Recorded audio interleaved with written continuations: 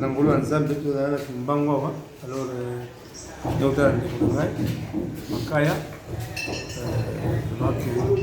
magene kolo musala za mingi lobi tozalaki na makambo ya immeuble ya Franco avec ba indi tomonaki opala nga na pe marate make après wana zokende nazosala ba démarche ya décoration ya wenge voilà courir bango yango mona zo tambi ko musala mingi on a remercié monsieur Amadou Dabir en tout cas merci ali kanso azuya osangisa bana wenge tout ça polémique parce que dans une polémique non mais il faut encourager ngo muni même ngai yango mingai ne ko soutenir kanisi wana ya conseil wana ya réconciliation wana ndenge ko zoni kanisi ya ba décorer bango tango za vivant en plus ça la zo di kanisi moko wenge ebungisa moninga na bango moko ko moni Blaise Kombo atika biso vraiment za na siptela Gombe je crois pourquoi ça va déjà na baninga na ye alors ça va initiative on a ça non mais en tout cas ndenge mona la limbarate ne utala moninga na makaya kuboki sango azali vraiment atteint na maladie ou mabe ou avec poison yango mona utala ye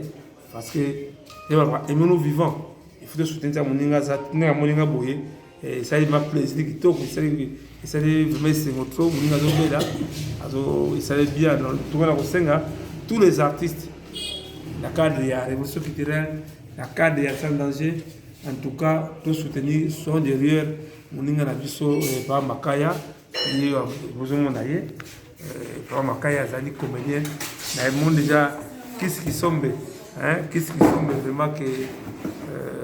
na lui qu'est-ce qui sombe tozalaki na yo na mbanza ngungu aba makaya na lui qu'est-ce qui sombe osala quelque chose quand même na moni maman na ngai belle vie en tout cas acte ça quand les 30 mars pour la maman veuve tala lelo neko nazo nisipa na yo pour la kuzwa kaya papa na biso ma papa makaya. Voilà, merci beaucoup. Sikoyo papa makaya pe meka ko expliquer biso.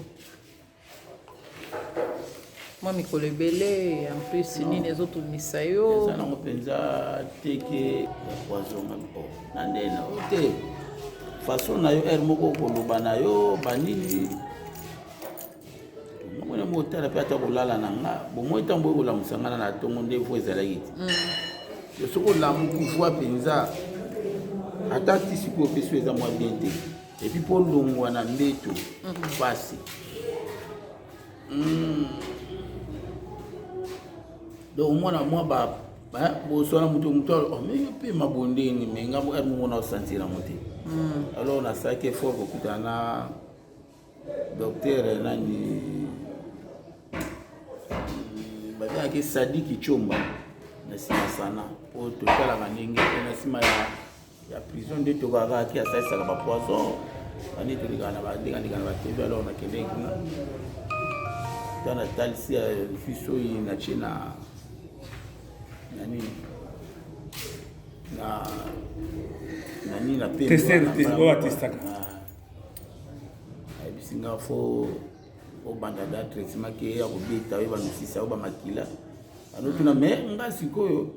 moi baba nzoto kolemba na ebité par rapport dans l'hôpital doit confirmer que ça yango na ebité na tindela ki chaka kongo na président na tindeli pe nani président Massoum de Blende donc pour la mela ba biloko moka bokoko ba bengaka ba bodisa ngidi ngonda amela ngo pampamba bona ebité le jour yango et puis muna ngo sala ba makambo ngo waka mutu bwazana ngo mutu azana ngo nazobanga nango côté po na ebité bato bazalaki na ngo bandimo na ba delta force bato ki traitement ba komina bango pe bien na ebilanga pe lote mais traitement ça dépend des moyens c'est un moyen na lupenza na traitement traitement te nasala na mbongo te nayeba te pa makaya motu ezali boye yo bato balingako mingi un message neti na moza kiski sombo tokozaki na banzango ngalanda yo bafanatike oyebi ntango bayoki makaya ya des gens il y a des gens baza déjà de cœur avec vous un message bafanatike na yo otoboko biso mingi faut prier kaka ebele ndenge ebimi na mpwasa ekende mpe ndenge wana donc il faut aider kaka na priere losambo donc babi makaya atala boyeboya na koboya te na kozwa yango obligé na moto te c'est pas traitement parce que maman